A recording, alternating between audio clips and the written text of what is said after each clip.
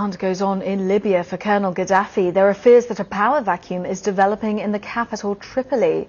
With the opposition leadership still based in Benghazi, the need for government and the rule of law is being felt more keenly each day. Our Middle East editor Jeremy Bowen has been inside one of Tripoli's largest prisons and found hundreds locked up without trial. In the old Libya, where the prisoner's sky was just a patch of light, arrest was arbitrary and sentences could be indefinite or cut short by an execution. Fear still isn't far away in the new Libya's prisons. We were asked not to show the prisoners' faces. I'm afraid because they say I'm a killer. As God is my witness, I am not. He's accused of killing 2 hostages and burying their bodies.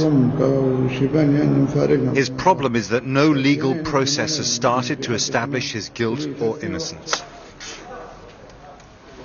Around 700 men are warehoused in this improvised prison in a suburb of Tripoli. It smells of sweat and fear. Many of them fought in the Hamis Brigade, a unit run by the colonel's son, feared for its ruthless and deadly disregard for the laws of war. A lot of them told me they joined in the regime's last months for the money. No, we never fight for Gaddafi. And there are Nigerian prisoners, suspected mercenaries according to their jailers. They say that you had guns? No, I don't have guns. They said that the people captured here were carrying guns? No. No one here has a lawyer, no one has been charged with any crime, no policeman is investigating what they did or didn't do.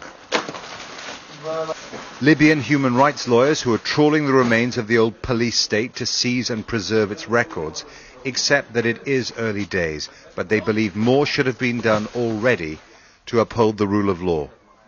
It is very important, it's very essential, it's a basic human right.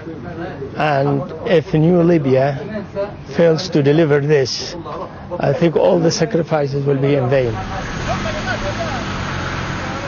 The fighters still rule the streets. They're good at winning wars, not building a peace.